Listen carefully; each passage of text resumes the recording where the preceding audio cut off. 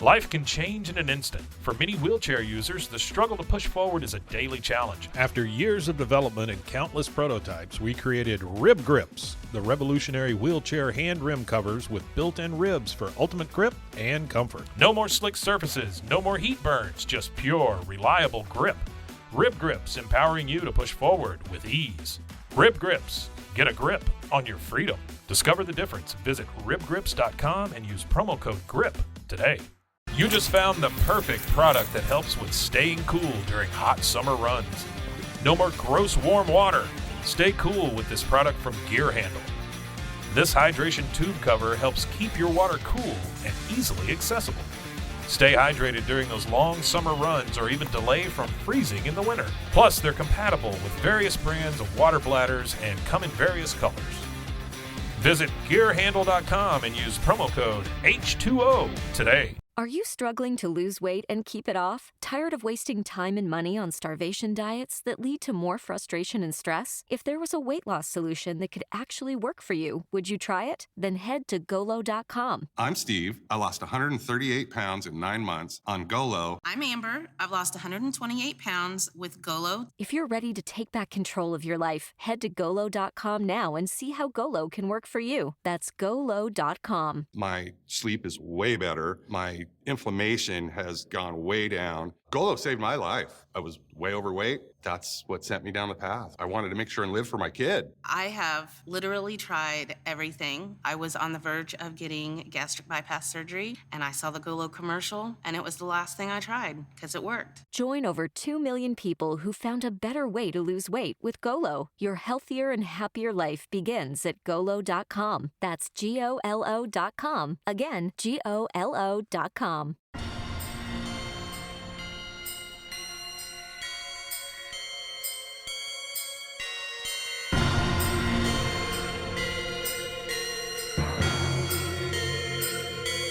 BooBaes.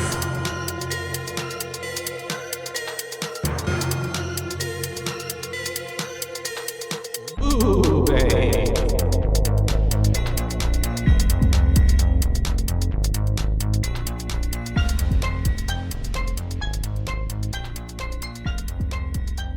Hello and welcome. Hello. Hi. How are you? Great. I'm great. How are you? I'm good. It's been a day. I had a flat tire before coming here. On your brand new car? I know, right? How? There was a nail, literally, and that's what the people who were fixing it, they were like, we've been getting it a lot here lately with all that construction going on. So yeah. It was like free, right? Was it covered? Did they patch it? Oh yeah. Like yeah.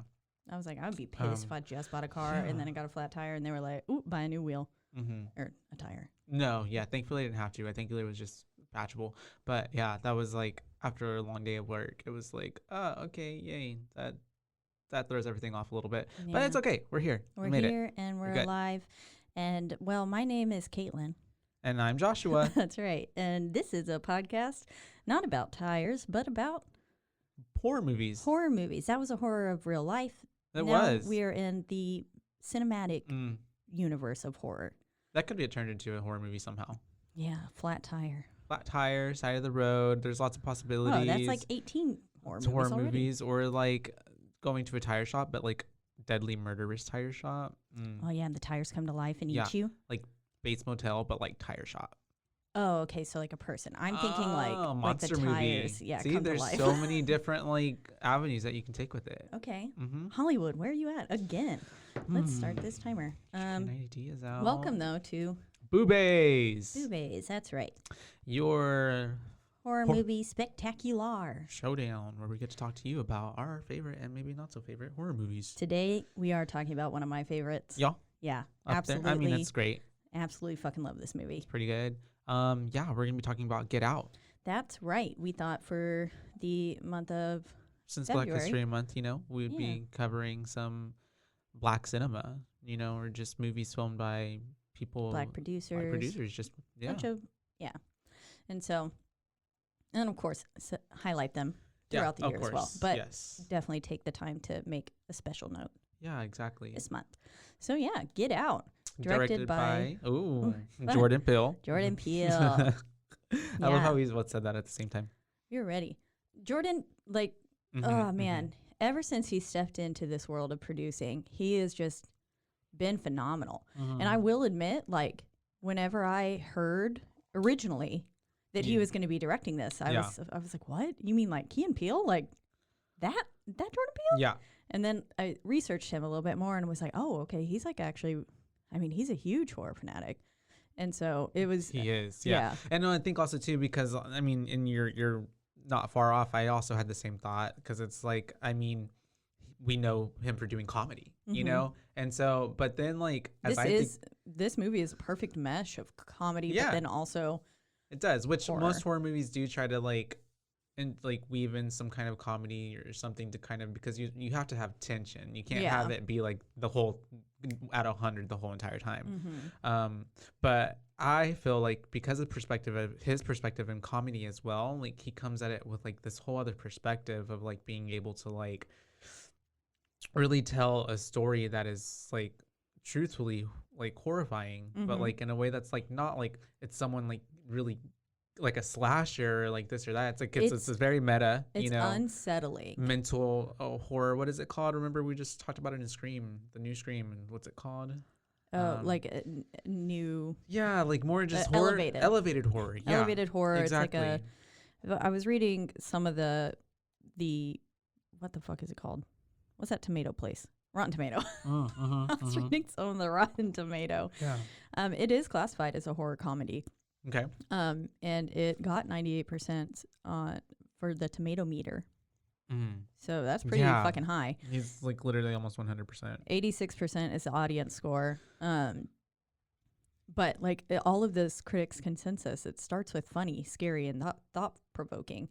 And I don't know, like the comedy is there, but I don't see why they would lead with funny, but I think it's because obviously he was in comedy before. Maybe that's why they do that. And I'm sure it's kind of like, because the comedy was like, there were some parts where, yes, this is hilarious, but it's so like subtly woven in that I am not. Where you just said thought provoking, I'm like, that should be the first. Yes. Like, should be the opener, because that's literally what it is. There's so much. And also, it's like not symbolism. That's what I wanted to point on, is that like it's not even necessarily funny in the way like they're cracking jokes necessarily. It's just also like it's irony and comedic, because like it's the way that this talks and touches a lot of like social-ish topics and like kind of things that are a little bit more like taboo, like racism and all that kind of stuff. And so it's just kind of like, it almost even like, as we see like the white people throughout this movie, like they're laughable because it's like so real. Yes. Like it's not, you know what I mean? Like in a sad but like funny way. Like you're watching it and you're like, oh, this one never happened. Then you think and you're like, oh, that does happen. There's literally people like and this. And it has literally happened for years. I do think I liked this review. It just says very clever, brilliantly written, and wonderfully uncomfortable neo-horror movie, challenging racial stereotypes and viewer expectations with almost every scene. This is a audience review. It's just someone named Jen S. Super reviewer. But I thought that was a really well-worded review. But anyways, we're not here to focus on tomatoes. Yeah, we're here to focus on booze. That's right. We are. Booze and booze. Booze and booze. Oh. Also, did you know that there's something called Feast of the Ass? And it's like it's a Christian holiday. It happens on January 14th. What's like a donkey? Right? I'm assuming that's what you mean, an ass. Yes, it is. And it's something about, primarily in France, is a byproduct of the Feast of the Fools, celebrating the donkey-related stories in the Bible. Oh. But yeah, they called it Feast of the Ass. And I was like, wow, y'all couldn't have chose any other name for really? that? I mean, come on now. Someone knew at some point what they were doing with it. Sorry, that was like the last thing I had searched. That's what everybody, I'm not even, you know why? I was trying to see how much a donkey weighed. Oh, actually, okay. I was trying to Related see how much searches. A blue whale weighed. Yeah. And then I was like, how much does a horse weigh? And then I was like, what about a donkey? They range from 180 to 1,100 pounds. That's quite a difference. Huge like window of weight. Yes. Okay. Anyways, we gotta circle back because we will do this all night.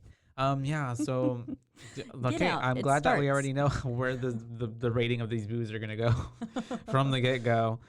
All right, guys, let's go home. 4 booze. JK.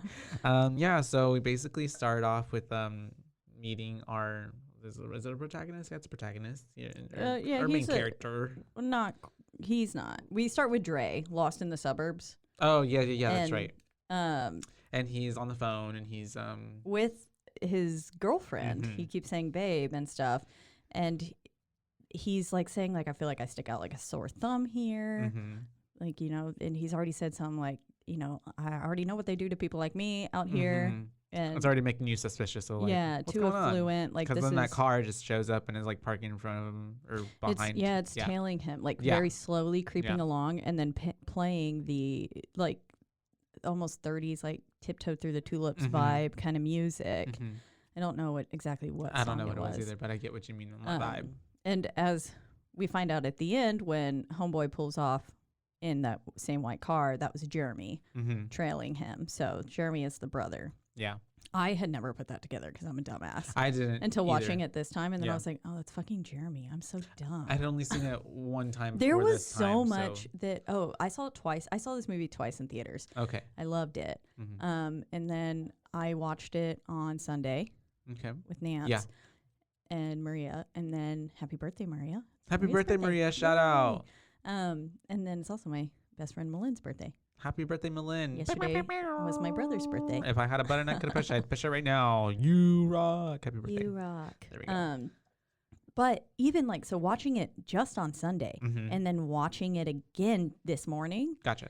I was like, "There's so much I missed It's on Sunday." There's so much, and this is like my at least 5th or 6th time seeing it. yeah. Well, and don't you love a movie? And that's a good movie, I believe, too. Where if you can keep watching it, you pick up on something that you didn't even. There like, were there see were before. 4 things that I picked up on this time that I was like, Mhm. I've never fucking noticed that. Like It's there's so the many parts of my notes where I just go, oh, It just makes things make more sense. It's like, oh wow, like they really were intricate and thought about so intricate. what they were doing. Very, very well planned out. And then I was wondering if somehow Candyman now has some relation to this same universe, because like they both happen in New York, and they're both I would not put it above him to have made it so thorough to where they can connect. Because then Candyman, he was also a photographer, right? And everything. And Chris is a photographer. And everything nowadays too has to belong to like some sort of universe or Yeah. like blame Marvel or metaverse, but like it's profitable, and it's just like I mean it's just creativity, it's like being able to create like world building almost, yeah.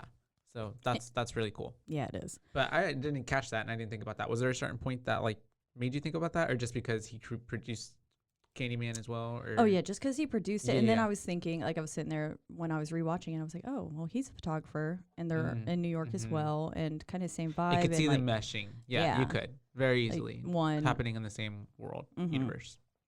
So I don't know if it does, but I just think that would be cool, and I do think Jordan Peele has enough foresight to have planned for that in this movie even. Or at least I probably like if he doesn't do it, he was like, well, you know what? I'm gonna leave that option available just in case I want to do that. Yeah, exactly. Because exactly. It'd be a nice, smart, easy route. But yeah, so we're basically following Dre. He gets kidnapped. Yeah. And abducted in plain sight. Snatched. It is dark, mind you, but it's in an affluent suburb, and you know that the white motherfuckers are nosy as hell. And they're watching. All of them are at their At little the blinds, literally, peeking through, probably. and they're like, Talking "Ooh, can we about buy it. him next?" Talking about it to each other like Did from you across. see what just happened across the on street? The landlines. Yeah, Literally.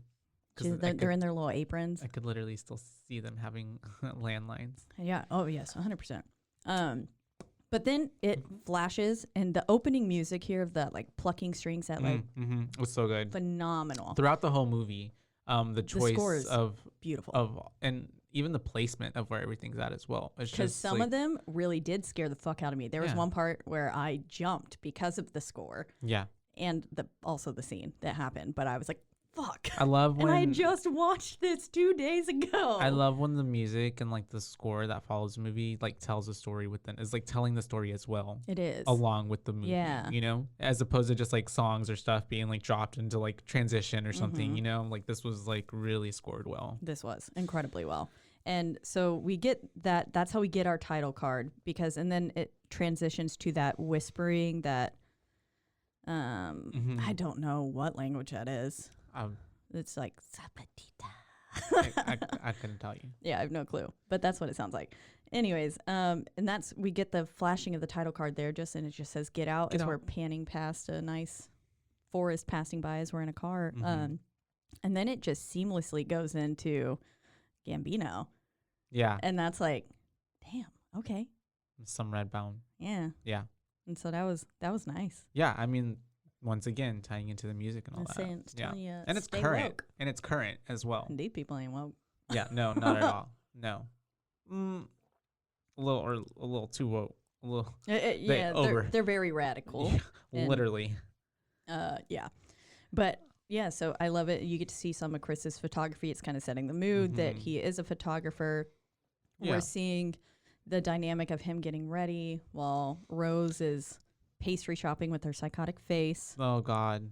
It was so fun watching this with She's so Nancy and crazy. Maria because Maria had never seen it. Oh, okay. I didn't know that. And so at first she was like going along, but then I think she picked up on Nancy and I going like, "Ooh," every time she'd say something about the girl. And then I think she was like, okay. oh, yeah. It's going to be her. When I first watched it, I think it was a twist for me. It was a twist for me too. I don't think I was suspecting her. Looking back at it now, I can see, and I have to applaud Allison Williams. Yes, that's her. Her acting throughout some of this is like so good because you can see, it looks like almost like she's doing a poor job of acting, but it's because like how that person would be. Yeah. So it's like she's faking it in some scenes and you can tell, like but she's you're trying supposed really to tell. hard. Yeah. Yeah. Well, And because so then in the end, it's kind of like it's giving you enough to she's like. playing a person who's acting. Yeah. She's acting out a person who's who's acting. faking to be something like Yes. not someone else. She's still herself, but like yes, a different personality, or like not revealing her true intentions of what she's planning to do with Chris. Yeah. Yeah. She really did. She did a phenomenal job. And so did Chris. And honestly, fucking the guy who played her brother, Caleb Landry Jones. Yeah. That motherfucker has to be one of the best actors I think I've ever seen. Really? He was so fucking disturbing. I can see that. That dinner scene where you first meet him is like next level. It's like this motherfucker would skin me alive. I could feel it. That's true. He was creepy. It is there. pretty good acting whenever you like hate a character. Yeah. Because they make you like believe that person is real so much that you're just like, man, I hate this person. He did like I mean, I was like, this week I probably woke up and says the same shit every day. Like he was good. I was like, damn, why has he not been in more? Maybe that's his best performance. Maybe that was peak Caleb. Being a racist. Wow. Yeah. Was he playing a character? No, I'm just kidding. Oh, I'm just kidding. No, yeah. So we have. So we're not even. Yeah. So getting back to. Yeah, they're getting ready, and they're planning to go on a trip to go visit her parents for the weekend. And it's the way that, I mean, essentially, without kind of beating around the bush, but then having to actually say it out loud, he's like, "Do they know that I'm black?" Yeah. Yeah, and she's like, "No." But it's the way Should should they, right? Like, and then like you watch that at that like first time, you're like, okay, but now watching it back, it's like you can tell like the like almost in her tone too, like she's enjoying faking him out, you know? Is. Like yeah, literally. No, she is fucking sick. Yeah. She is twisted. Demented. And it's like, it's so sad because like right as she gets there too, like he opens a door and gives her like the best kiss. And it's like, damn, you know, like this guy actually fucking loves her. Yeah. And then, and she's playing him like that well. And it just, makes me sick. I don't know. And he also makes a comment. He's like, well, I just don't want to be chased off the lawn with a shotgun. And, well, that's some foreshadowing. Yeah, literally. Yeah, there's a lot of foreshadowing. Because he's getting chased off. And then even when she says, my dad would have voted for Obama a third time, and it's the way that... So he's not racist. And that comes up later again, almost like a rehearsed script later on, you know? Yeah, so also foreshadowing there. And I'm sorry, just because you decided to vote for Obama doesn't make you not racist. Yeah. Like that's literally not how it works. It's the conversation. It's like the same as along like, well, like my friends are black. Like what? Like that doesn't, okay. That doesn't make my neighbor. Like, okay, well. Yeah. Boom. Okay, Anyways. yeah. So they're getting ready. You can already tell he's like unnerved about like he's he's feeling like I He's don't know going to about a this. whole ass house full of white people. Literally, yeah. I'd be nervous too. Yeah. And I'm white. Most definitely. I mean, I know that feeling of being around a group of people that you feel like you're maybe not that welcomed by. Yeah. So yeah, it's unsettling. it is. You don't feel safe. Yeah. And it's not nice to not feel safe. You kind of feel like you always have to like look over your shoulder. You're just being anxious about like you're defensive. So there's no sense of like having any type of like real enjoyment or relaxation. Yeah, for sure. That's not a vacation. Yeah. But then in comes Rod. Yay. He is our comedic relief, but also our badass. We love him. Yes, we love Rod, played by Lil Rel Howery. But yes, definitely gives that. He says the line, he was like, tell me why I can't pat down an old woman. He goes, I'm telling you, the next 9/11 is going to be on some geriatric shit. I was like, oh my God. Yeah, and it's the way that the way that his comedy gets woven in, it's like it's just perfect. It's just what's needed to like kind of because it's realistic. It seems like I could. That does sound it's like banter, like almost yeah. with a friend, you know. And it's not like wait for the laugh punchline or the drum roll. Yeah, and basically Rod is already being like, why are you going to a house full of like white people? He's like, I know some shit is up, and he says like, what is she doing, licking your balls or something? And then I think he hangs up at that point. Yeah. But yeah. So anyways, then it cuts to them driving, and I will say I do like, especially at the beginning, there's some almost very just like harsh cuts that happen, and I love it because it makes me more unsettled. Got you. Like it just feels very like abrupt. Oh fuck, like we're here now. Yeah. And almost like when like when an anxiety. I disassociate. Yeah. Okay. Yeah. And then you come to and you're like, oh shit. That's what it felt like. And so it was like very like ugh for me. I loved it. And yeah, so they're having, some banter in the car. She's talking like he tries to smoke. We find out she doesn't like smoking. Blah blah blah. And then this fucking deer looks like it was thrown out in front of the fucking car. It was like it hit like the windshield. It did, and it's the way that I'm like, because when they go and look at it, I'm like, I feel like it should have like. It should have been laying the opposite direction. And it should have been like embedded into the fucking window, like the way it hit them, I guess. I don't know. I've never been hit by a deer, so I don't know how that works. Yeah. Knock on wood. Chris, and then so he goes, they hit this deer. It's messed up their front, like the headlight and the side mirror. Yeah. And he goes, and we get this scene where he goes to investigate, and I put this 2 and 2 together for like this morning. This is one of the ones where I was like, oh, I'm so fucking dumb. So like I was like, Chris staring at the deer scene it's so good because it gives creepy vibes, and then it's got that immediate cut to the police scene. But this is hinting at his trauma and how he needs to go back because his mom was a hit and run, and then the deer is a constant symbol throughout the house, and that he's always having to fathers.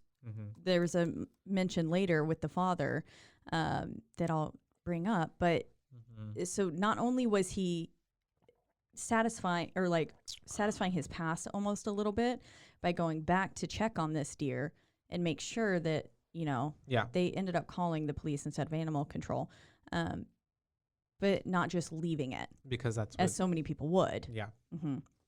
And because as we see in another instance later in the movie as well, when Georgina is faced with that.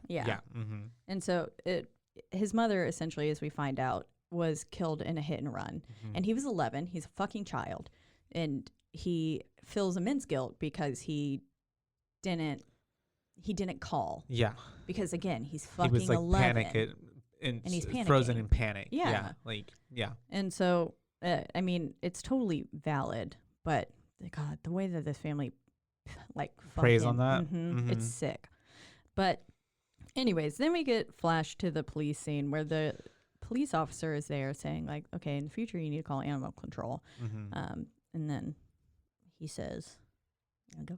No, you go. Okay, I was like, I didn't know. I feel like I'm talking a lot. No, you're fine. But basically, this motherfucking cop's racist, and it's just the like it's a nice narrative on not was this police officer brutal, but like police brutality and the unfair and just racially profiling people, because Rose was the one driving. They hit a deer. It's not like they hit someone else. But then he asks to see Chris's ID. Yeah. Even though he wasn't driving. There was like nothing suspicious, and there was nothing to be like interrogating them about, or especially also in the tone that is like a delivery in the way that he's talking to them. And whenever Rose goes like, no, he wasn't driving, and he's like, we have the right to check. And it's like, why the fuck do you need to? It's a fucking deer. Yeah. They hit a fucking deer, and you're literally just doing this deer hit because them. he's black. Yeah, the deer hit them. Literally. God, go question get the deer's ID. God. Get that tag. But yeah, no, and it's the way that she then has her little moment where she's like defending him, you know, and whatever, and then finally the cop like leaves them. But it's the way that like then he's all, you know, really happy that she protected him, and he was like, that's hot. Yeah, and literally by the end of it, you're like, oh man, buddy. Yeah, the way she literally just used him and played him. She sure did. But yeah, it was. The cut from this after to them pulling up to the house was the one that made me be like, I honestly almost love the harsh, I love the almost harsh cuts in between scenes. I said it feels like it adds to the overall an easy film. Feeling of the film. But yeah, so then they pull up to the house, and immediately we see that basically they have like all black help, and the house strongly resembles a plantation house. And literally how. It had like 4 rocking chairs on the porch of a goddamn Cracker Barrel. Literally, as soon as he's pulling in and he sees like a black man working, like raking, I think is what he was doing out there. Yeah, I'm like, oh, I would have been like, sus. Like, what? We're just gonna keep driving through this circular driveway and pull right the fuck back out. And it's the way like she says, what? That's our groundskeeper, right, or something like that. Yeah. I'm like, one, they need a groundskeeper. Like what? Yeah. Okay. Anyways. Also, typically that's a team of people, like who do landscaping and stuff. Anyways, it's whatever. But so they get inside, they meet, and you know they're being all chummy and stuff like that. And this is where the dad comes in because they say, "Oh, we hit a deer," and she said it fruck us out. And then they were like going fricking, blah blah blah. But the dad goes, honestly, good. I say good because he says. Basically, one down, a couple million to go. He says that these deers are taking over, and so as I see it's another innuendo for it's an analogy for, and this commentary on killing deers is what I imagine is his thoughts on black people. Yeah, basically saying that they're expendable and good, like another one down. Like basically. And that's what there's that big at the end. You know, we've got that giant deer and how he gets killed by the stag. And how he gets killed by it. I thought was very. Smart. I didn't even think about that, to be honest. I didn't put that together until this morning either. And I was like, literally, I was having maybe I just need to watch more things at 5 a.m. I don't know. Maybe. It's good. Your brain was flowing. It was activated. It was like, let's go. After not sleeping a lot. Maybe I'm imagining all this. No, I feel that. I didn't even think about that, but that makes a whole lot of sense how that ties back in together, him getting killed by that. It's just on like another layer because there's so many layers already there. So that's because I had honestly I had never noticed that line before. I don't know. Yeah, I don't think that I can like point that out and remember that, but I know what you mean. I picked it up this morning and I was like, oh, I've never noticed that line, but okay. So then they're going on a tour of the house, basically, and the father has another line that says it's such a privilege to be able to experience someone else's culture. And I was like, oh, so you just mean how you are literally cultural appropriating. The whole time they give suspicious and like just creep vibes. Like the whole, at least for the family, when I was first watching this. Now when you know everything, but it's like it's the way that like I didn't think she was a part of it, but I'm like they're gonna do something. Like there's something not right here because you can already tell from the get-go like their questions, the way they word things, like it's very like pointed. They're unswerving eye contact. It's just like bearing into his soul, and quite literally. But yeah, so I mean that's such a huge thing too. Like black culture is so often watered down and appropriated by other people. Oh yeah. And I mean literally so many trends that we have today can be find the roots traced back. Yeah. To black culture. Like literally the entire streetwear trend. Yeah. All of that. And just it's everything. It's music. It's dance. It is like so woven into, and literature, like everything. Everything, yeah. Mm-hmm. It just gets watered down and taken as something. And I mean, I know that I like am guilty of this too. Like I'm sure. Yeah, it's the way that it's systemic. Yeah. You know, I feel like that gets brought up a lot, but it's just because that's the way it is. Like, I mean, and that in itself is what we're talking about, is that's the way it is, you know, like there's no way to get around that. Is like we have been indoctrinated into just letting things be passable and permissible because of what has happened before. Exactly. And it can only get better, but there's still a long way to go. Yes. For sure. A long, long way. Yeah. And then there's the other part that I didn't notice was he was going around and showing him pictures on the wall. He points out his father and how he was a track star. Yeah. And that comes out in just a little bit. I remember that. I didn't notice put those that at together. all because I guess I was just, I don't know what my brain was doing all the other times. I was just checked out, I guess. He was fast. And how the only person who beat him was a black guy. Literally. Mm-hmm. And so it's like, and he says he almost got over it, but he didn't. Yep, and Because that then all, he got himself up. and it's those little body. things that keep popping up throughout the movie where you're just like, oh, okay, something's gonna go wrong. I already see it. Yep. Yeah, you're fearing for Chris already at this point. Like, please, like, get out, because I mean, the title of the movie, we already know like something's gonna happen. Like, what's gonna happen? Yeah. Like when we're like, just get out, please, just get out. Please get out. Get out. Yeah. So they're showing him. He's showing him the house and all that. He runs. They go into the kitchen, and he says, "My mother loved the kitchen, so I always keep a piece of her in here." And literally, Georgina is right there. And we meet Georgina. And it's the way that already he's like, okay, well, one, you had a black groundskeeper outside, but now we have A black maid. Like, and that's even like, this is taking it to a whole nother level. You mean you have black people serving y'all? Like as if like, you know what I mean? Like this is the fucking just, I don't whatever year whenever the that Civil was War happening, happened literally, and yeah. slavery did. Yeah. So it's pretty. It's very plantation, as you said earlier. Yeah.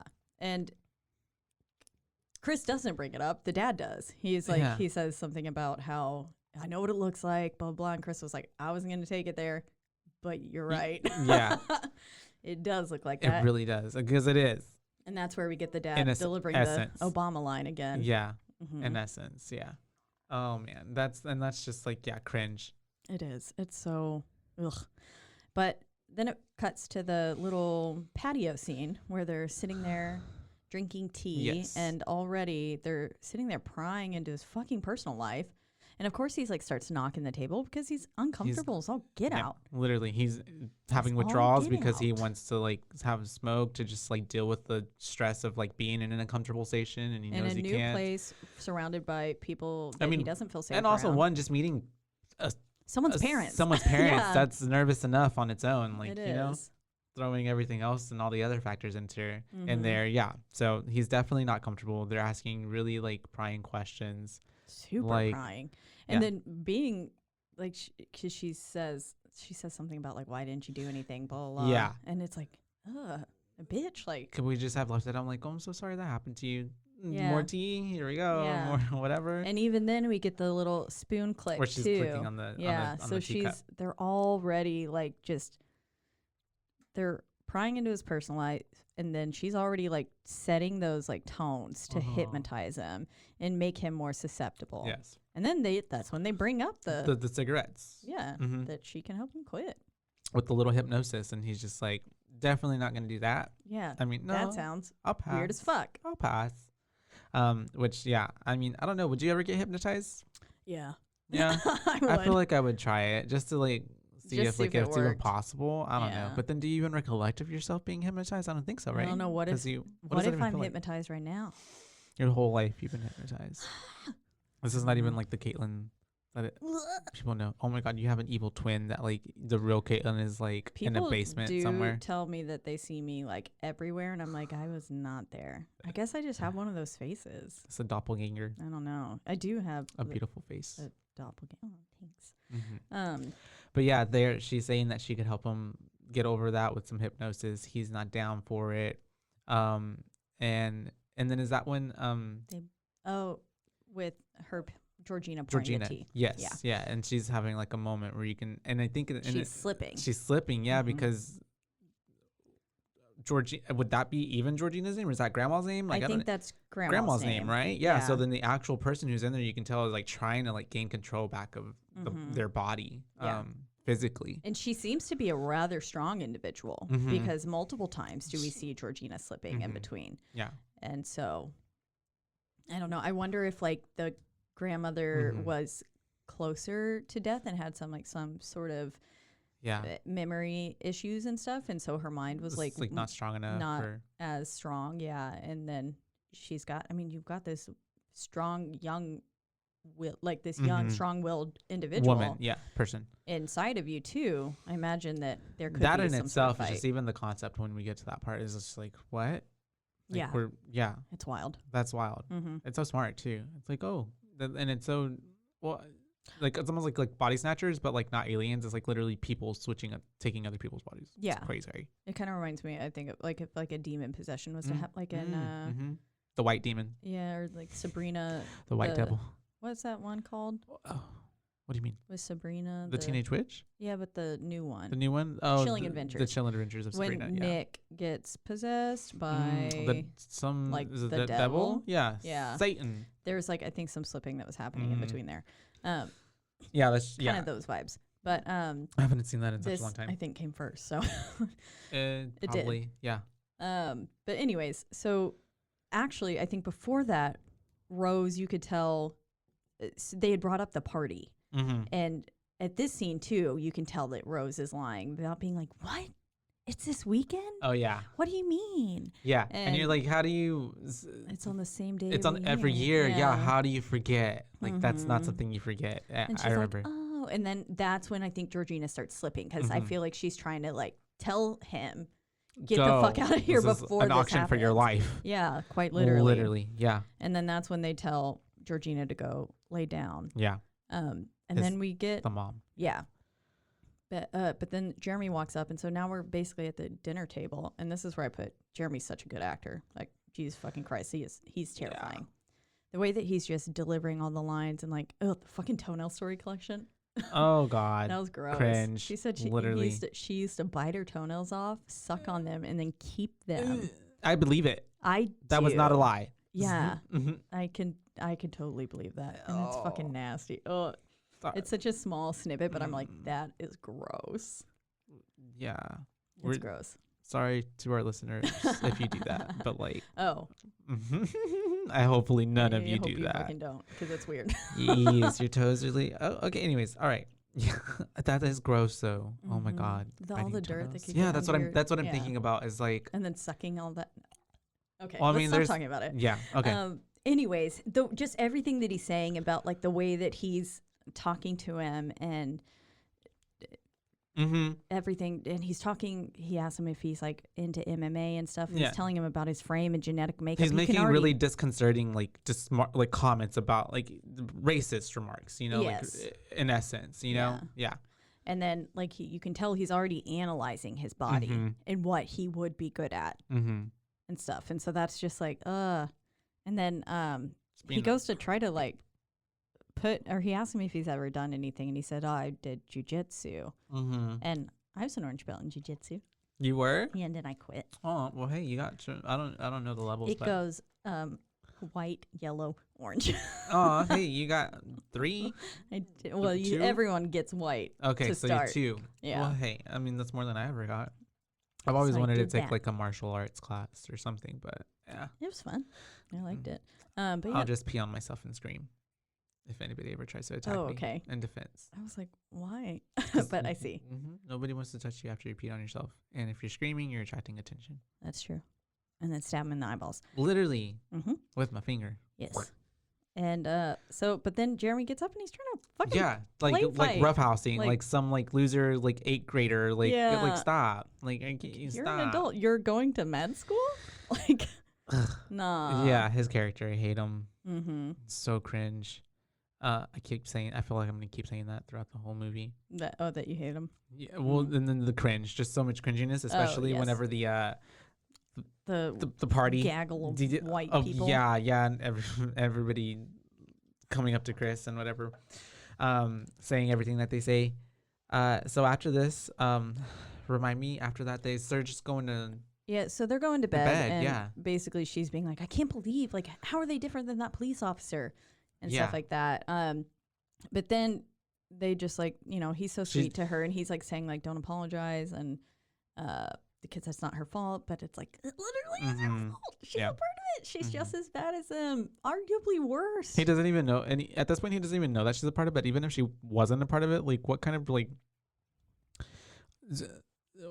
it's like you're taking someone into like a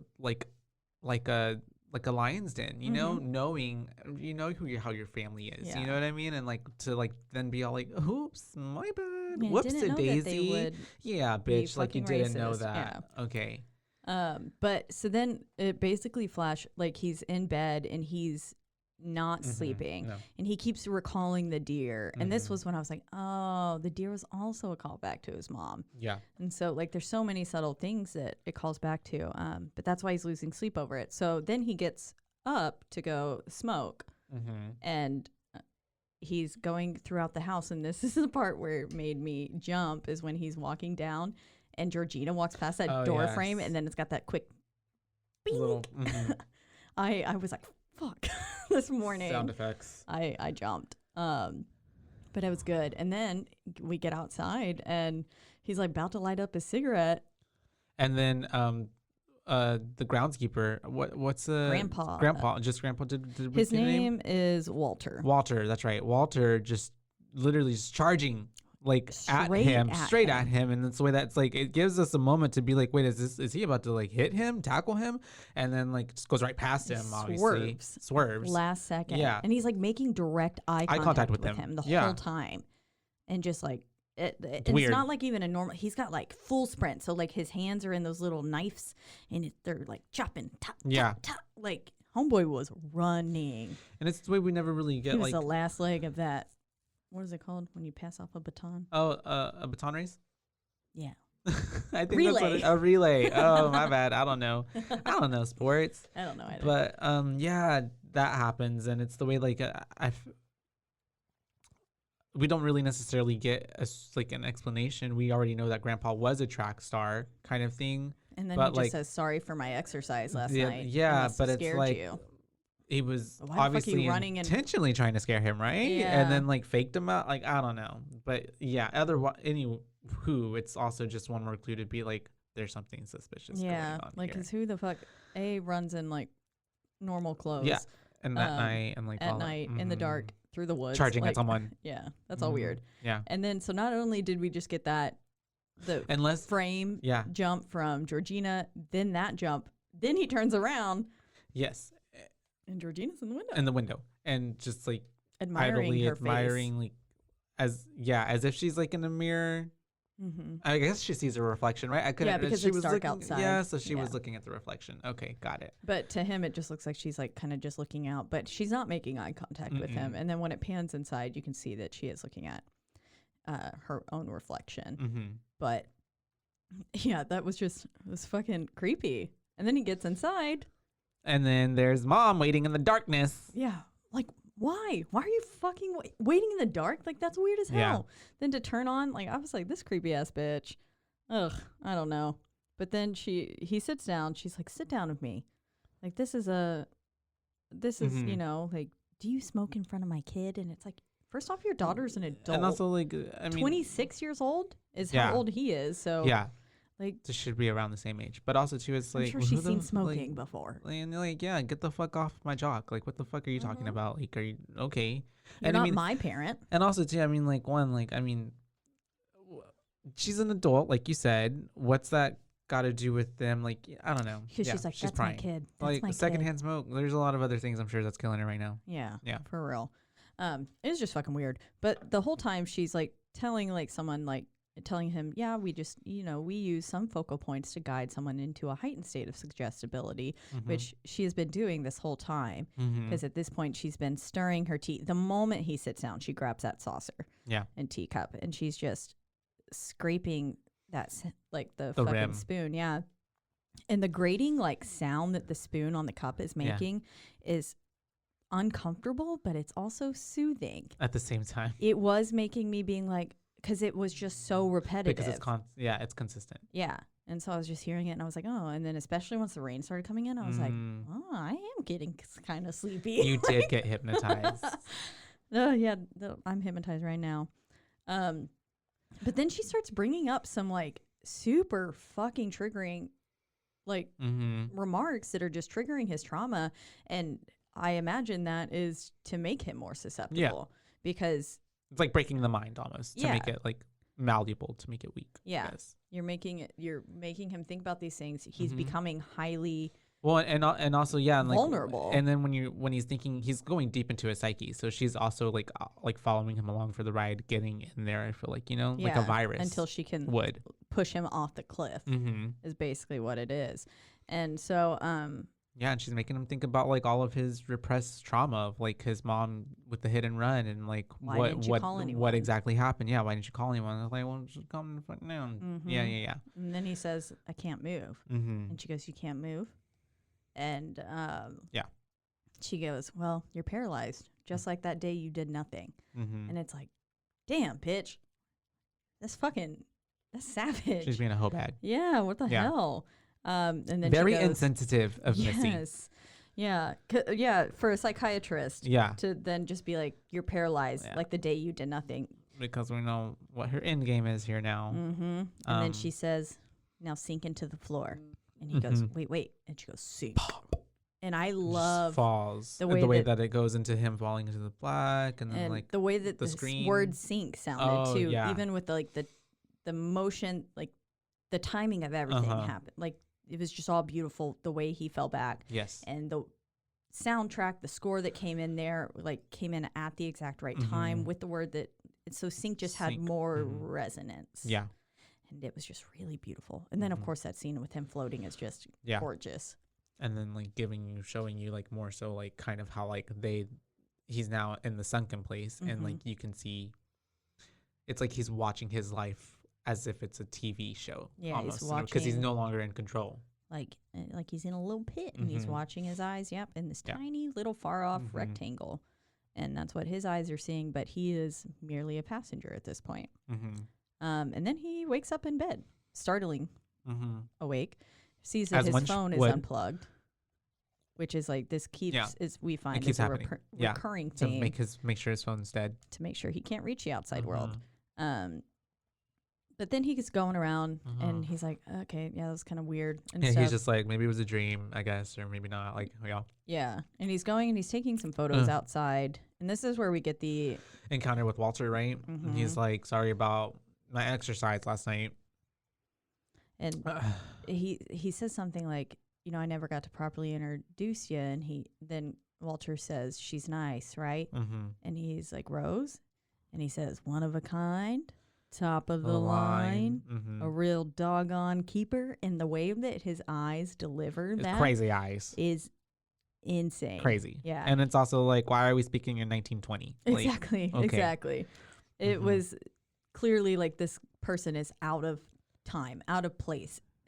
It's what they're saying. And we get that with Georgina and also Logan, who is also Dre, that their speech is very off.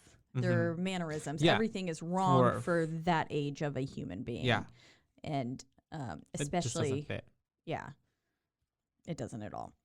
They sound like old white men. Yes, like, exactly. I mean, like, it doesn't sound right.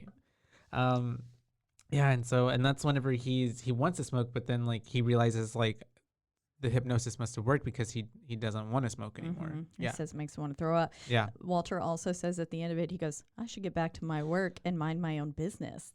And he goes, and mind my own business. And it's like, ooh. Like, homeboy's just telling him like, you better move the fuck along, sir. Yeah. But he's saying like about himself, and it was just like, ugh, that's so fucking creepy. Cringe. Yeah. Yeah, creepy. All of the above. Yeah. Oh, and then was that before whenever Georgina was the phone, was that whenever Georgina was like unplugging that was the first time that he says she unplugged it, but I bet you it was she kept going Rose too. That's true, probably doing it in his sleep. But yeah, so then he gets back upstairs. They're getting ready for the party. And he mentions like, I had this weird dream, like I was in this like place. It was like dark and stuff. And at this scene is where I also really noticed it. Her face almost looks giddy as she says, "Oh God, that sounds awful." And she's like saying these words, but her face facial doesn't match with what expressions she actually aren't is saying. matching. Yes, which she does a great job of at the end too. Oh yeah, It's fucking whenever creepy. things are turning, Yes, twisting. and so I thought that was like a really good part on her end, where it's like she's showing that she's really happy, like that. Okay, everything's working. It's working. The sunken place is working, and she can confirm it. And then now we get a whole shitload of white people that They're show all up, popping in. and they being racist as fuck. Literally, yeah. So they're all together, and then we go through not a montage, but like just different.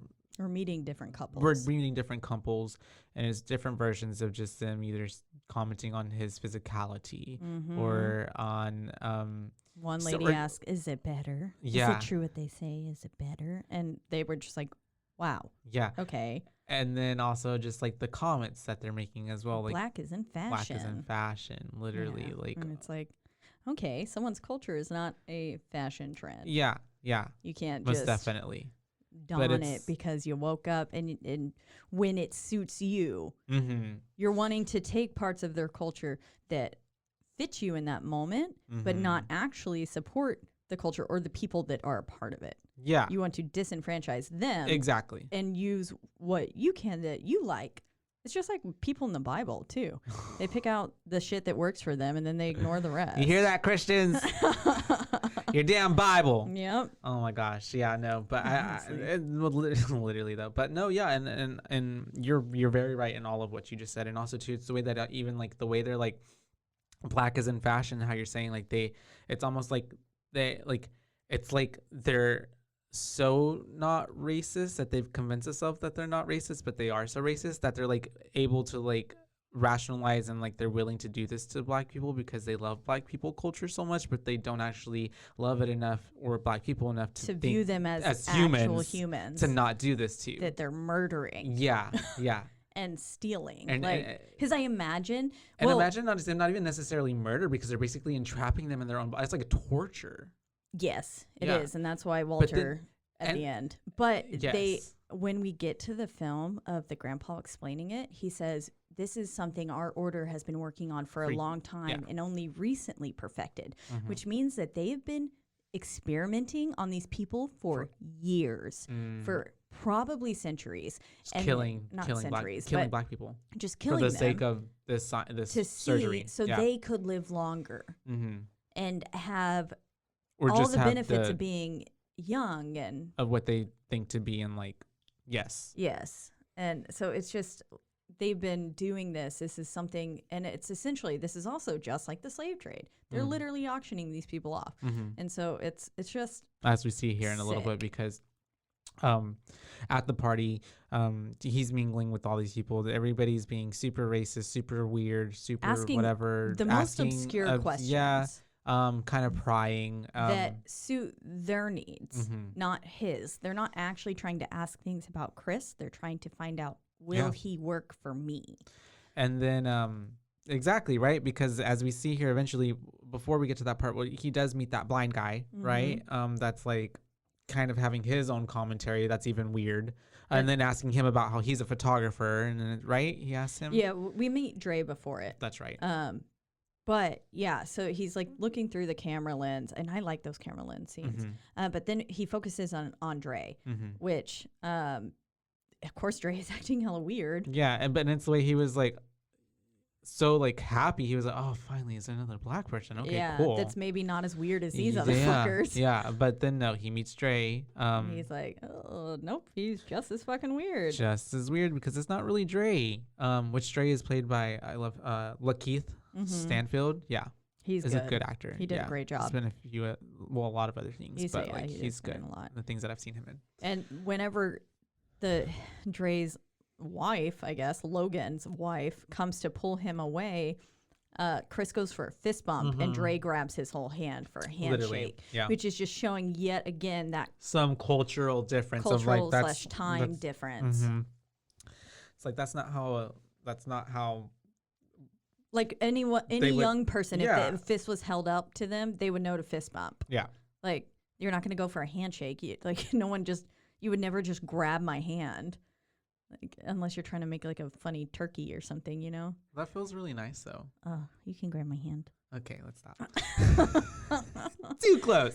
Okay, not that kind of podcast, you guys. But yeah, so yeah, he's having this whole conversation with Dre, but then Dre's wife or whatever that situation is, the person inside Dre's wife, comes up and pulls him away because other people want to look at him. Yeah, and I love the way that Dre even said, like in that weird voice too. He was like, Chris was just telling me that he was so comfortable by my presence. He was here. much more, with my being here. Yeah, like it's so weird for even someone to even comment on that. Like what? Okay, but anyways, yeah, and that's the way she pulls him away because other people want to talk to him or see him. And he literally is like turning around. I was like, they're showing him off like he's some sort of goddamn show pony. Yeah, like it's just weird. And so then finally Chris is Chris is picking up on all of that. Yeah, Chris is like, this is weird as fuck. I need to step away. Oops, sorry. And then yes, we meet Jim Hudson, the blind art dealer. Yes.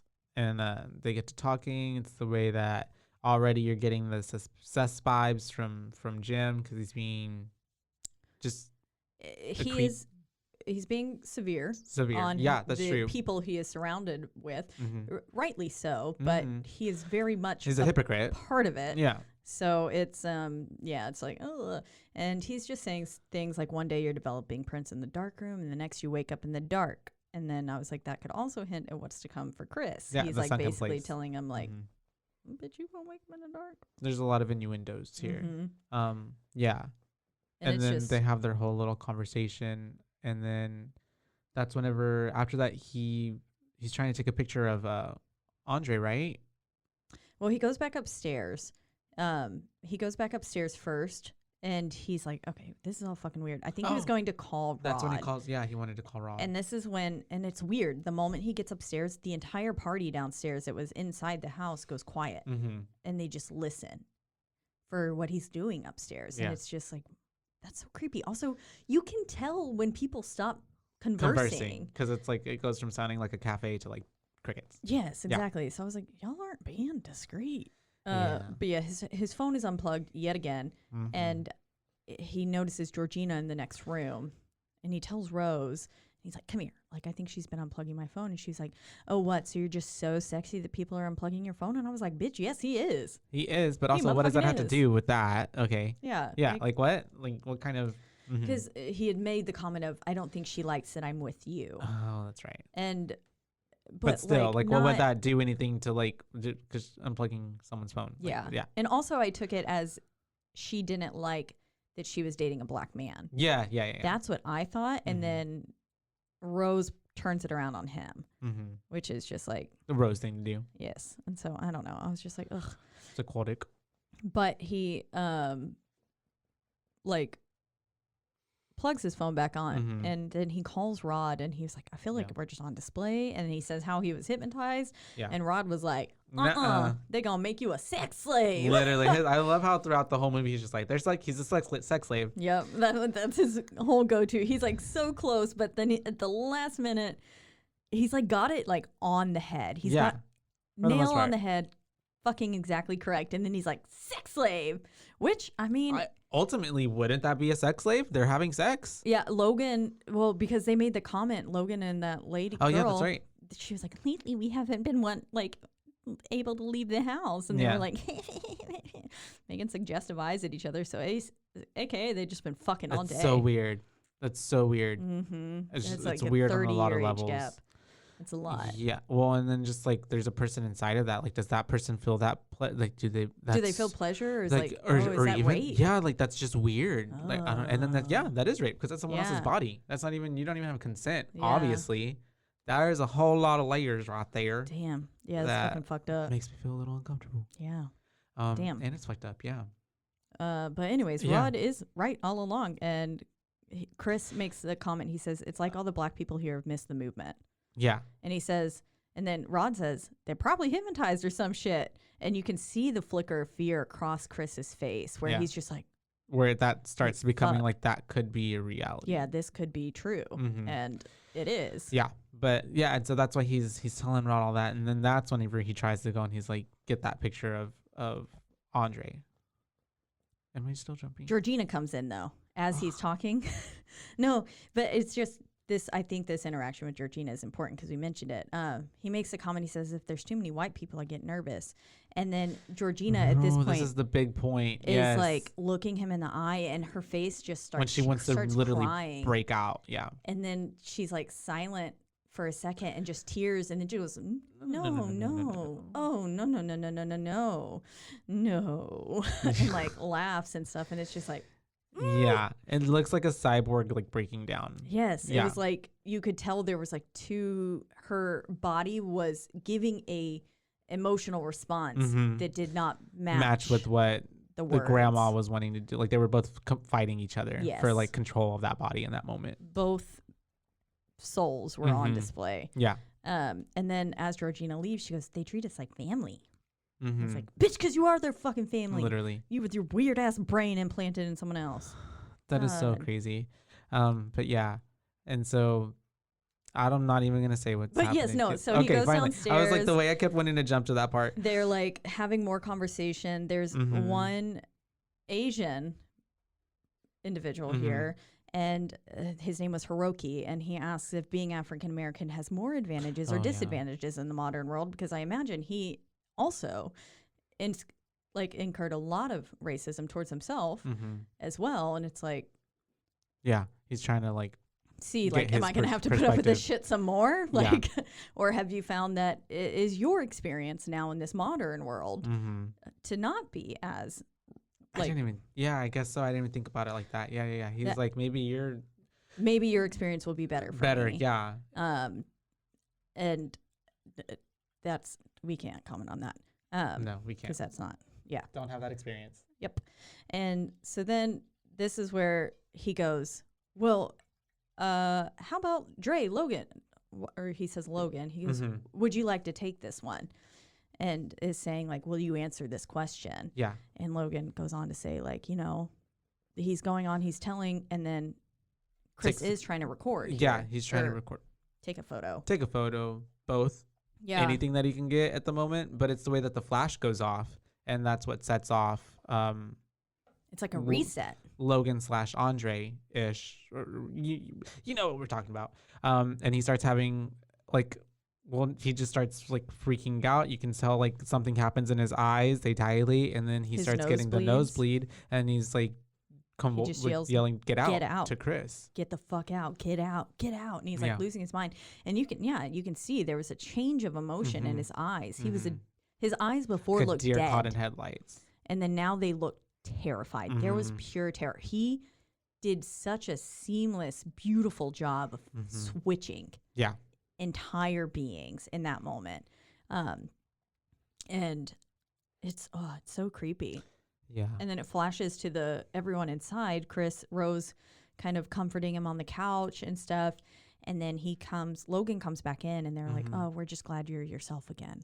And it's like, he's not himself. After he had a moment with Misty, the mom, right? Oh, yeah. I actually don't know her name. Missy. I think that's what her name is. Yes, it is. Armitage. And because she put him back in that hypnotic state, and then they try to pass it off as if he was just having an epileptic seizure moment. And I'm like, that's not what that looks like. Yeah, exactly. And so at all, they're tying that up, and they're saying, well, why don't we do something that's more enjoyable?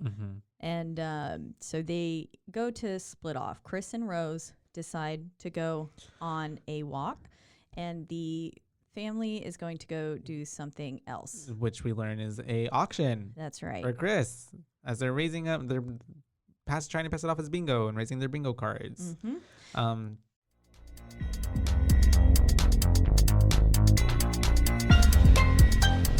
now, a word from our sponsors.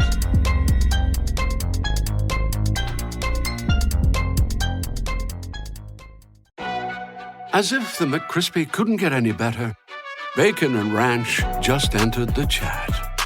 The Bacon Ranch McCrispy, available at participating McDonald's for a limited time. Ba-da-ba-ba-ba. Okay, but yeah, so there's a fucking auction. There's a freaking auction for Chris. And Rose, so it seemed like Rose was trying to comfort Chris by getting him to go on this walk. But no, this is a distraction. Getting him away from leave. the fact that, yes, they were literally auctioning him off. And this auction scene, beautiful. It's really well done. I like the lack of dialogue that's happening on their end. Yeah, because at that point you're still trying to figure out like, wait, what's happening? Wait, for real? Yeah, because you don't really know until Chris's photo comes into frame. Yeah, exactly. Yeah. And that is a beautiful photo of him. He looks so damn good in it. I was like, beautiful. He's a beautiful person. He is. But yeah, and so the lack of dialogue that's happening on their end, and then the somewhat overlapping dialogue that's happening, because we keep flashing between Chris and Rose and the auction. He's trying to convince her that he wants to go. He does not want to be there anymore. Yeah, because he's like, my cousin was epileptic. I've seen this shit. That's not that was not an epileptic seizure. And she was like, well, my dad's a doctor, so I'm inclined to believe him. And it's like, okay, well, fuck you. Yeah. I mean, I guess, but also no. No. Like we know that, and I've seen it too. I've seen people who have epileptic seizures, and like that's not it. I feel lying vibes from your whole family, so I'm not inclined to believe anything that they anymore, say. Especially while they're having a freaking auction across the way. Exactly. He knows his spidey senses are tingling, like Rod's TSA senses. Literally. Because then I guess while they're doing all that, then it cuts to, Rod is even, then he gets the picture of Logan, aka Andre, right? Or Andre, aka Logan. Whenever they get back up to the room. Yeah, and before that, we figure out that Jim wins the Jim auction. Wins the auction, and basically Chris is like, okay, fine, like we can stay here, and he's like, I love you, and she's like, I love you too, blah, blah, blah. And it's like, oh, it's so fucking sad, because he does love her and he trusts her, and he's deciding to stay in this situation for her that he's obviously uncomfortable with, because in the way that she reacted to him wanting to leave was so rude. And then she manipulates, makes it better by saying, let's go home, making him think he can get out. And that's she makes him feel better by that. Yeah. But then that move in and of itself is like giving him that last little shred of hope, dangling it in front of him, and then she's just ripping it the fuck out from him. Yeah. But yeah, it's literally like a fucking slave trade auction, and it's just this like perpetual cycle that can't be escaped. And it said maybe not necessarily with their bodies, but their culture being watered down and all that stuff, and everything is just being sold off to fit white people's needs. Wow. Okay, that's a good commentary right there. It's like a hot take. But it's mind-boggling. Oh, and then this is where Chris tells Rose that his mom had survived the initial hit, and so this is where we figure out that if he wouldn't have frozen up and would have acted, possibly he could have saved her. But there's we still don't know. Way to know there's that. Like, yes, she survived the initial hit, but she still could have died even if life-saving procedures were done too. She still could have died. But yeah, exactly. So he's definitely carrying, and has been carrying, a lot of guilt his whole life for that. And then that's when he says, I won't abandon you, because she's like, you're going to leave me here? And he's like, I won't abandon you, Rose. And then that's when he says he loves her. And it's like, oh my God. Like, it's just, he's so fucking nice. Yeah. I hate it. But yeah, so they go back, everyone's leaving. Jeremy's being creepy as fuck with the ukulele on the sets, both sets of parents. So we've got Georgina and Walter standing there. Just standing together like a couple. Yeah. And then Missy and Dad. Forget Dad's name. Yeah, me too. Dean. And so they're up there, and they're just like watching him, like smiling approvingly, because they know like that they're about to get to do what they've been planning to do this whole time. Exactly. Shit's about to go down. But yeah, so he gets back upstairs. He sends the pic of Dre. That's right. To Rod, and Rod immediately calls him. Yeah. Wastes zero time. He's like, I already know who that is. And he's like, nah, boy. And he goes, sex slave. Whenever he says that she's like 30 years older than him and stuff. And I was like, yeah. So Andre had been missing from Brooklyn for some while. Rod already recognizes him, and he's telling him that. And that's whenever Chris's phone dies. And I forget what he's looking for, but then he gets to the closet, right? Yeah, the closet door is just open. And he had noticed it open earlier in the movie. So I guess he was like, well, fuck, let me go investigate, because my phone's fucking dead, and what the hell, we're getting out of here anyways. Yeah, and so that's whenever he's looking, and he finds that little box that has all the pictures of Rose with a whole bunch of other black people. Yep. And he's sifting through them, and through the end, that's when he sees Walter and Georgina, and he's getting the idea of like, oh God, like she's in on this. Yeah. Like, and it was clear that they had an intimate relationship in these photos. From the way that they're taken, they're very close together. It Clearly looks like they're not in a relationship. a groundskeeper. And like, yeah, and they were dressed differently. Yes. Yes. Wildly differently. Wildly yes. differently, yes. More appropriate for their age and not like they're stuck in the 50s or some shit. Which like, no, Very hate much to you so. if you dress like the 50s, but yeah, no. that's not your commonplace. Yeah. Especially with the mannerisms, it's all wrong. Yeah. Yeah. And so he finds these pictures, he's looking at them, and then it's the way that Rose comes back upstairs, and then she's like, oh, and he's like, oh. Yeah, he closes the door and Very she's fast. there, and it's like, yeah. And then it's at that point, I'm sure she knew what he was looking into, oh, right? she did. She very much so. And it's at this point, I'm sure she feels like there's so much in control that they can do whatever they want at this point that she's probably fucking with him, and she left that open for him to find. Yeah. Oh, I would. Yeah. And I would not so. put it past her.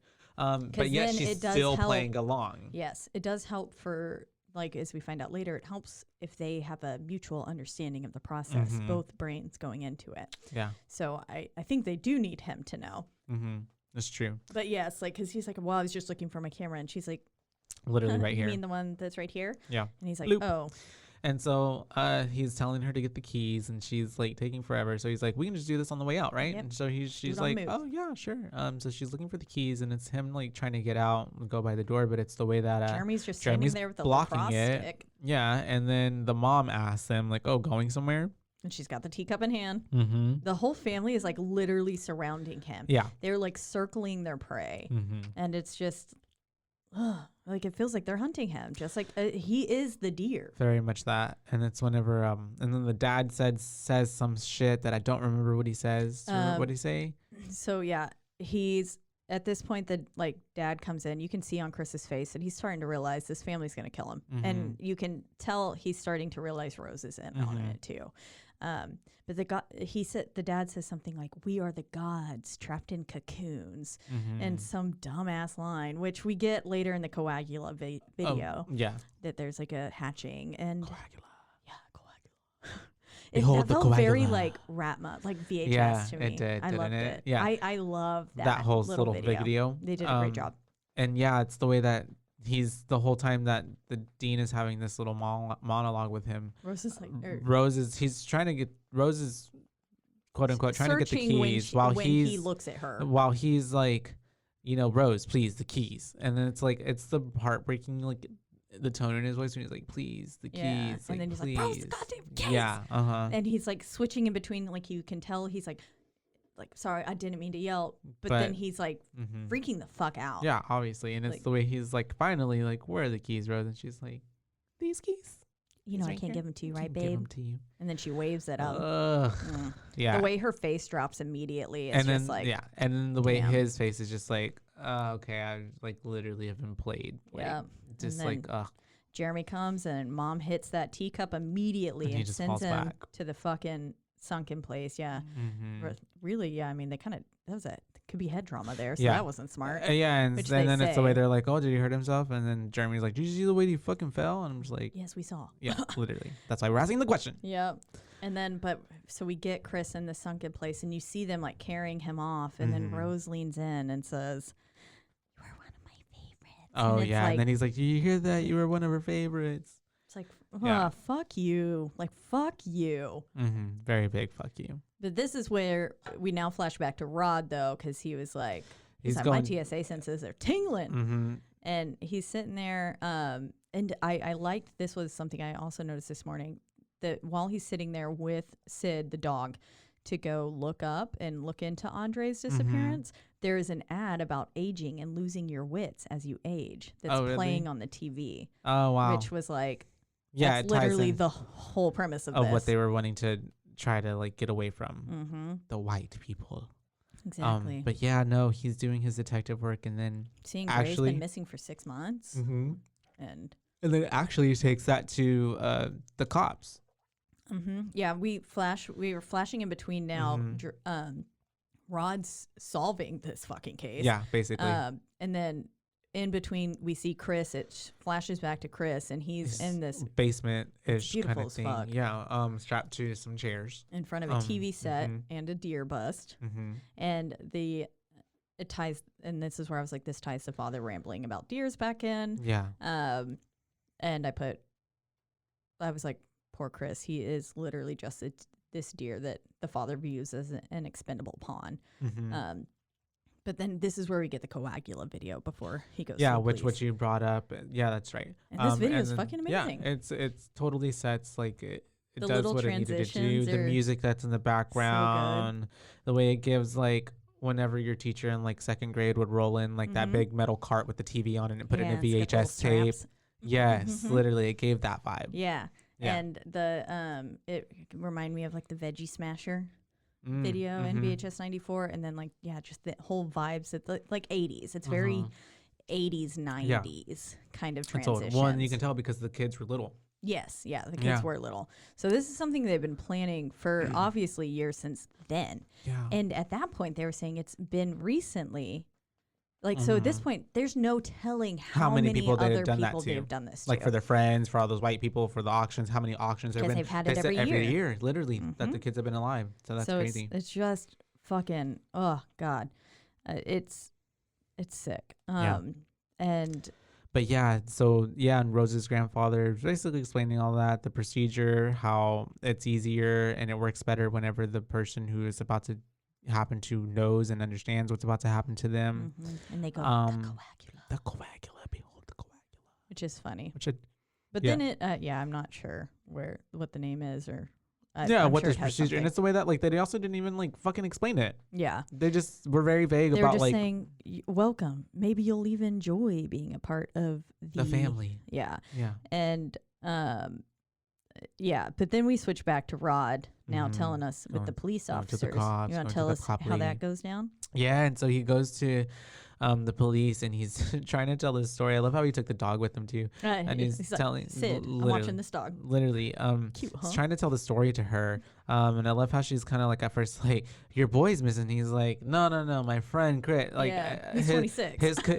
His presence in the movie is like that light sense of comedy that you need to kind of like pull you out of the tensions. That way when you go back into it, you're like, oh fuck, this is a horror because it movie. almost makes you feel safe. Yeah. And then it pulls you back and like, oh shit, Yeah. some Real wild nasty shit is happening. Yeah.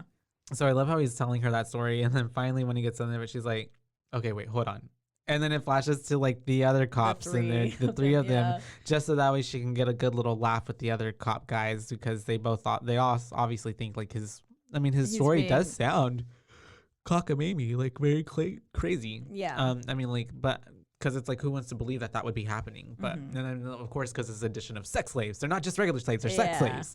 the sex slaves makes it laughable. Yeah. And they're quite literally laughing him off. Yeah. Yeah. And I love the line when he's going back in there and he's explaining to them. He's like, as a TSA agent, we got the same training as y'all detectives. We might even know more because we're dealing with some terrorist shit. Yeah, literally. Probably, yeah. Who knows? But aren't they like their job is to profile people? Yeah, literally, it is. Yeah, it's their whole job. It's their whole job. I've seen it happen. But yeah. But anyways, they laugh Rod off, and he basically realizes like if he wants anything to be done, it's on his shoulders now. He has to do it himself. And so we flash to him taking some notes and stuff, and he's like sitting there. He's got all these notes, and he's got, fuck, magic ain't real, and he scratches out magic. And then this is where we get. He tries to call.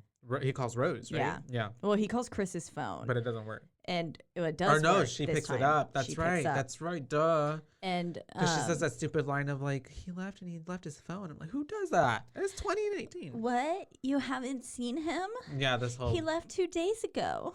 Like that whole moment. Yeah. I don't know. And the way that her voice changes too, when she says Rod, and she's like, "Oh, Rod," and it's like you can hear that she's like, okay, I can manipulate this bitch because she's been working him the whole time. Yeah, she has. And was like ready to get him in as like some either scapegoat, like side story, like to frame him or something, and or to then later pull him in eventually later. get him later into this whole shindig. But yeah, it's the way that he's like telling her like, hold up, after she's like kind of giving him this, he already knows like something's weird about this. And Yeah, she's can like, tell. he's like, hold up, just wait 1 second, because he wants to record the conversation. And when he comes back to record it, she obviously changes up, because I mean she's a psychotic bitch, but she's smart. Yeah. And she knew probably either he had someone else listening or he's trying to record it. So that's when she switches up very quickly and is like basically trying to make it seem like he's into her. been trying to She's get like, her, I know and she's you like, wanna stop, fuck me. Yeah. And stuff, and it's like, whoa, and he's like,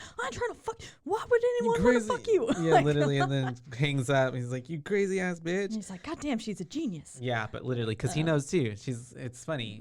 He knows it. Yeah, what she's doing, displayed the him. shtick that she's playing. Exactly. And that scene is just so unsettling as she acts scared with her voice, but her face is just completely stone cold. Yeah. Shows like a complete lack of emotion. And it's just like, and he also says the line, you talk too goddamn much, you're going to say something. Mm-hmm. But yeah, she turns it around on him. But then we flash back to Chris now, and this is where we meet Jim on the screen. And he's awaiting the medical procedure that they're about to go through, and that's when he's they're just having a friendly chat before they murder Chris. and he's letting him know that, and that's I think when he says like it's easier when the patients know what's happening. You know, it's supposed to have for a smoother transition. That's what they say, or something like that. Yeah, and he says the phase 1 is hypnotism, which we found out. Phase 2 is the mental preparation, a pre-op of sorts, he says.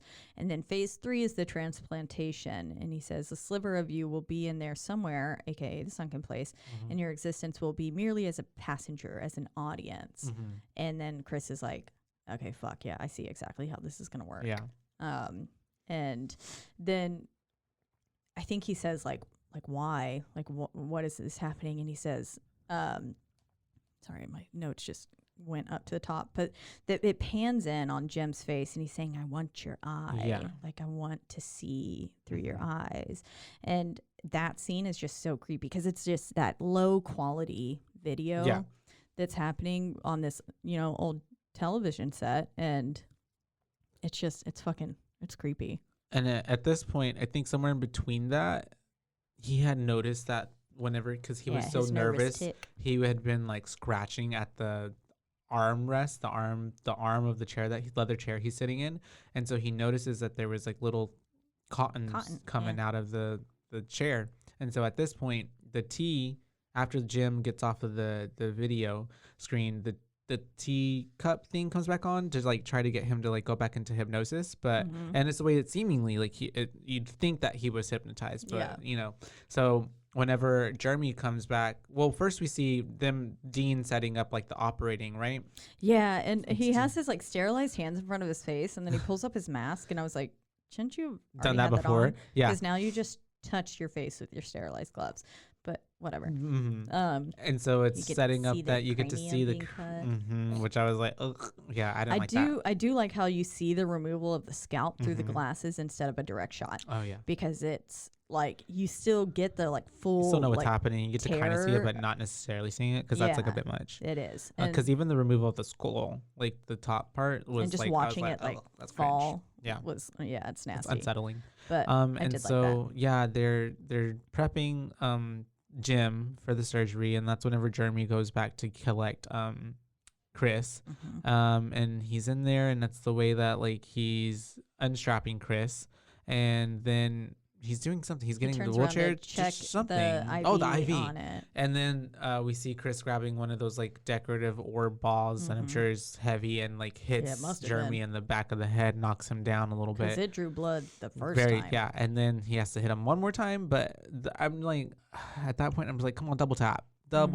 but he doesn't double tap. He does later. Yeah. Make sure he extra dead. And that motherfucker is dead. So then he's able to get away from Jeremy, and it's the way that then we cut to the operating room, and Dean's waiting for, Chris to come, or Jeremy to come in with Chris. And so, he goes out to look for him, and right as he steps into the hallway, I love that it's like very immediate too. He's just like, well, he looks around, he looks both right and left. Yeah. And then when whenever he comes back right, it's like, yeah. And at this point, we're having the opening song. It's come back in with a sort of reprise. You're still getting those whispers, but on a different soundtrack now. And so that was really cool. It's like tying it all together. It feels like it's really coming together. Yeah. But yeah, the symbolism of him being killed with that deer is like, yes, fuck that dad. And then something catches fire. I'm not really sure what caught fire. It's the operating room. Something had fell, and so somehow it caught fire. I'm not sure, but yeah. I was like, maybe there was downstairs something. ended up catching on fire. But the whole place about to go up in flames. And then we have Chris going upstairs, and that's when he runs into Gerald. When he immediately comes up the right, stairs, right. he sees Georgina. She runs off, but then he runs into Missy. That's right. That's the main encounter. And so then it's the way that he sees the teacup, and like they both dart for it. He ends up being able to like smash it onto the floor, and then they have their little altercation where they're fighting. She stabs him with I like love scissors. It's either scissors like a little scalpel or something. Yeah. Like, and it's the way that we love a good. He's able to hand catch stab. it with his like scream. Yep. Catch it with her hand, and he's like, I know I'm gonna survive this. And he's like just pushing it, and then is able to like one up her and get her. Yeah, and she thuds. Mm-hmm. And then he he fucking stabs her with that knife still through his hand. And then he goes, he keeps walking, knife still in hand. Yeah. When Jeremy's like, surprise, bitch. Yeah. And I'm not dead. Jeremy tries to subdue him and is like choking him out. And so he's very smartly gets to the door to open it, knowing that Jeremy's going to like pull his leg up to close it, and he stabs him in the leg. And then he finally smashes his brains in. Probably a little bit overkill, but fucking smashes him. I'm sure you had no problem with this. Yes. Because you were like, no, do it. I didn't, yeah. Because usually you don't like heads being smashed in. Yeah. I didn't see it, so I was like, yay! Mm-hmm. Smash his brains in! And then finally he can fucking leave and tries to get out of the premises, but it's the way that and upstairs at this point it's the way that Rose is Fruit Loops like a fucking psychopath individually while sipping her milk, and weird. She's essentially shopping for a new boyfriend. Yeah, she's like online shopping black men. NCAA, yeah, like literally, and it's also too like, boy, girl, you think you can pull one of them? Right, and it's just I wonder whose choice that was to like choose her to eat the cereal like that in the milk, because that's like so like even conveying to her character everything down to the outfit she is wearing. So it's like a disgusting. It's like, and you notice the pictures on her wall, right? Wall. Yeah, she immediately hung those bitches back up. She was ready, and she's in her like completely starched like white collared button down with that nasty fucking khaki combo pants, and it's such a just like that is like such a basic fucking white ass outfit, and it's so fitting for the scene. Yeah, that costume designer, good, knew it was amazing happening. Yeah, because it just makes it so much more gross. And then eventually he's able to get out, but it's the way that he hits Georgina with the car, right? And he's like, "Fuck, don't kill." He hits her with the car, and he's fighting with himself. It was that thud that when he hit Georgina, though, that finally Rose is like, wait, what's happening? So she's like, fuck, takes off her little headphones, because she had noise canceling headphones on, I'm assuming. Yeah. And then is going downstairs or whatever. Then he goes and gets Georgina, because he's like having that whole thing of like with his mom, he didn't want to leave her, and so he has her in the car. And then and by him going back for her, he's essentially making up for his past. Yeah. And so that's like it's a really big metaphor. Strong moment for him. But yeah, when she comes to, she's like, you ruined my house. You ruined my house, literally. And you can at that point see the scar where they had cut her head open to put the grandma's brain in there. Exactly. And so that point too, we have crash. We have the crash, but isn't that because that's right, we have them crashing because she's trying to fight with him in the car, and then he's trying to get out of the car, and that's whenever Rose comes out with the shotgun and is shooting at him. Just like you mentioned in the beginning. Yep. And he's trying to escape, and it's the way that she's like, get him, Grandpa. Yeah, Grandpa comes running by. Get him, Grandpa. Yeah. Get him, Grandpa. Get him. That's right. So, Grandpa's doing his track star thing and is running after him, and then he catches up with him. They get into a little scuffle. But Chris is too smart. And he uses his phone to flash the light in his face, and he gets and you can Walter see his scar there. To come to. And then that's whenever Rose comes up and is getting her shotgun ready, and then she's about to essentially shoot Chris, but then the Grandpa Walter is like, let me do it. Yeah. And so he grabs it and then shoots Rose, which like at that point I was like, claps, yay, confetti. Then he cocks it again, and you can see the like fear on Chris's face, like fuck, like what's about to happen. But then he's like, he immediately turns that shit on himself. Because at that point too, like if that's already happened to you, like unfortunately, I don't blame him. Yeah. Well, and two, like what?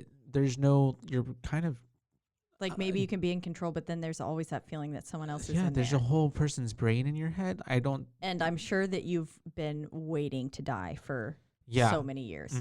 So And he's out. Yeah, so he Shoots did himself, that. but it's the way that Rose is still alive, and they have this altercation where like he's like obviously wanting to kill her, but he can't kill her because he's just that good of a human soul that he can't kill another soul. And the moment he comes up to her, she's like saying, it's me.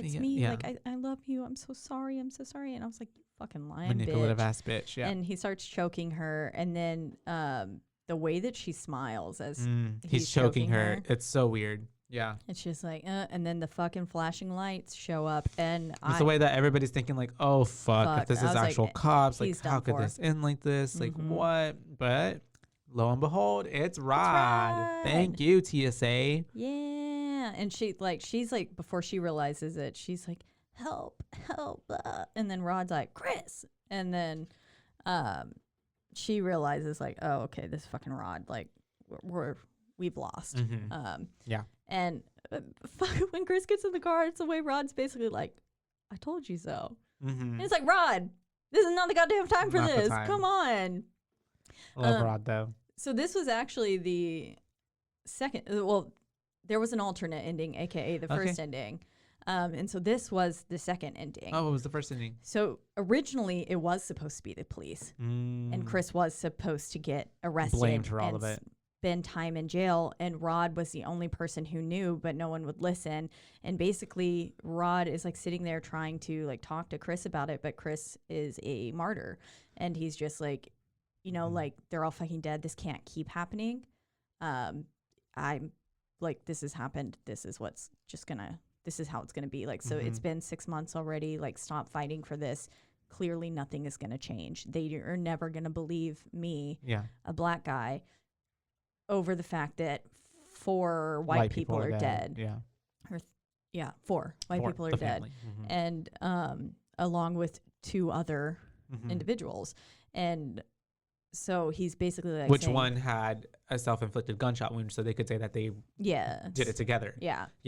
And so essentially Chris is saying like, Rod, this is a lost cause. Like, you know, I love you and I appreciate you for doing this, but like, no, this is it. So in the end, it was originally supposed to be, like a super strong commentary on how, because that's how it would end up if that were to happen in real life. And the reason all of us had that sinking gut feeling as the flashing lights rolled up is because, that was the original intent. And which we all knew it was going to happen. Yeah.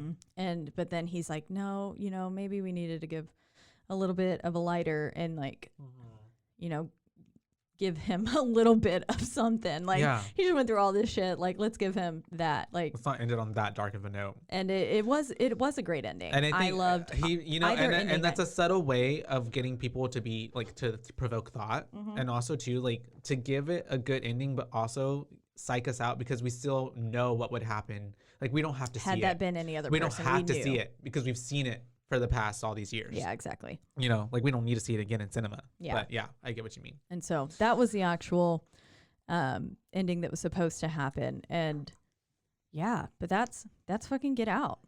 A wonderful, wonderful piece of cinema. Yeah. In my opinion. Coagula is like when things coagulates, it's like a massive coagulated matter. So that's what they were trying to hint at. Yeah, it essentially here it's just saying that in Get Out it just is their whole thing. So I don't know if the actual meaning of like coagulate and a massive coagulated matter maybe makes me think like that essentially they have been forced into their own little mass, and now I don't know. That's maybe me thinking too much into it. Thought provoking. But leave it at that. Yeah. So I think it's boo time, huh? It's boo time. Tell me how many boos you would give this. I would give this, in terms of story, in terms of what it actually means, in terms of horror, all around experience, how I know that this will be something that people will talk about for years to come because it's like such a strong commentary on like our culture right now. A 4.5. Yeah. I give it a 5. A 5? I would give this a 6 if I could. A 10.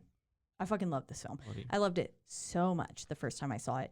And now it's,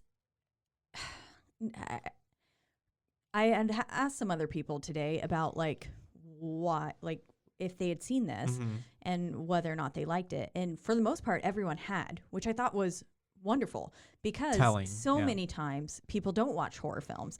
And while this is not a slap you in the face horror, it's more of like a psychological thriller kind of thing. I can see that. But it is horror. Like the acts that happened were horrific. Horrendous. Yeah. Yeah. It is terrifying. And everything, the way that it's just a very subtle, again, elevated presentation. And I elevated horror. absolutely love every aspect of this film. I do. Like, there were no scenes that I was like, I could have done without that.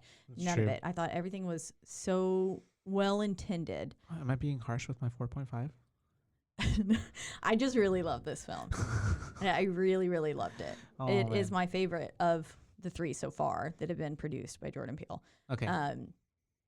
By far. Like, I'm excited for his new one, Nope, coming out as well. I'm excited to see that. But I did ask around, so I do have some other ratings from people who don't actually typically watch horror. So the lowest one was from a friend of mine named Levin. He gave it a 3, and he's like, it's better than most horror films. And he looked at me because he was like, I don't like horror, and most horror films kind of suck. And I was like, I can't necessarily agree with you because I like them. Because there's probably like some intellectual like side to this movie, like the thought provokingness, like, to where it's not just like a slasher or some demon possession kind of. Exactly. He was like, there is more to think about. He was like, and so overall, it was like better than most horror films. He was like, I wouldn't necessarily call it maybe a horror. I don't know. And I was like, okay, I get that. And then my friend Brittany gave it a 4. And she said it was creepy, but not necessarily scary. She said she wanted it to be a little bit more scary, but she's like, overall, it was still a great film. And she really enjoyed watching it. And I know for a fact they never watch horror films because her partner is absolutely terrified of like can't even watch The Walking Dead. Okay. Like, so scared of that stuff. That's crazy. It's so unfathomable for me to even think about. Like, oh, yeah. To me, I'm just like, what? Huh? This is, I fall asleep to this every night. Literally. It's like that TikTok of like them like, do you mind if I play like noise for me to fall asleep? And like, yeah, and it's like people screaming like sounds of hell. Like, it's like, comforting. Literally. Exactly. And then I asked one more friend, my friend Blair, and she gave it a 4.5 as well. She said she like the weird auction scene is the one that like stood out to her the most, and she was like, it was just. It's such a big social it's commentary. So creepy and everything, and then just the acceleration from then on to the end she really liked. And then overall, now most of them hadn't seen this film in quite a while, but again, just the fact that so many people, because if I was to ask any of them had they seen this horror film, they would absolutely tell me no. But that's why it's like I even asked, because I was like, Get Out has been seen by horror lovers. Got a 98. And horror lovers not like alike, most everyone has seen this and film. Also too, when it came out, it had a pretty big buzz around it as well. Because it's so fucking good. It merits the buzz. It does. That 98%, bump it up, tomato meter. That it's 84 100. public critic whatever 86. reception. Yep. Yeah, but here you have it. 5 and a 4.5. 4.5 and a 5. Sorry, we always say yours first. Duh. It's okay. And from your BooBaes, though. From your BooBaes. That's right. Get Out. Yes. 2017. Jordan Peele production. Was that 2017? Yes. Dang, already? I believe so. Yeah, I mean, I'm pretty sure you're right. Yeah, dang. Yeah. It was. Yeah, I think it's 2017. Yeah, I just like, for some reason, still feel like that just only came out like a I year know, ago. it does feel very recent, Yeah. but time is basically irrelevant now. It's very irrelevant. I can't keep up with it. Anyways, you guys. As always, we are in the lovely Rogue Media Studio Network. We are Network Studios. They always take care of us here. Make sure you're checking out all the other podcasts I've got going on. Yeah, lots of great ones. Anything that you need. And you want ghost stories, you want comics, we got them all. And you can definitely listen to them us. and listen to us. Listen to everyone. Literally, please. Wherever you get your podcast, That And would be big ones, Apple. or Spotify. That's right. And a whole slew of others. And if you are listening there, please do not forget to rate, Review, and subscribe. because that's the only way we can get ahead in life. That's right. And we read them all. So Please. please give me something else to read. Where's Like leave your trick or treat. reviews? I Give can me only something good make to up eat. so many fake emails. Wait, are any of Just them? kidding. No, they're not me. Oh. Can you imagine? You get like all these. They're all me. Oh, I love it. I'm just kidding. No. I should do that. One of them is me. Oh, well. I was like, they feel like my friends. It's because Oh, man. you are my friend and We I are, am my yeah, friend. I am my own friend. Yeah, and then just You can follow us. You can follow us on Instagram at BooBaes Podcast. That's right. And that's all. One word. And that's BOOBAES, BooBaes. Yes. Because we are your bays. Not your boo babes, and because That's it also right. sounds like boobies, BooBaes. Boobies. We love boobies. On that note, though, Bye, base.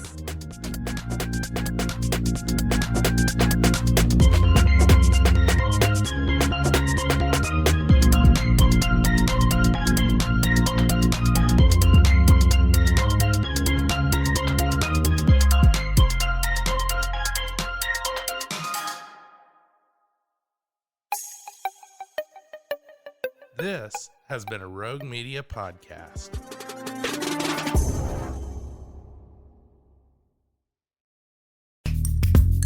Are you a podcaster? Let's talk podcast hosting. Are you tired of your current podcast host? Need real support in a community that gets it? At Rogue Media Network, we offer top-tier podcast hosting services to help you thrive. From hosting and distribution to dedicated support, we've got you covered. Starting as low as $25 a month. Join our community of passionate podcasters today. Contact us at hello@roguemedianetwork.com.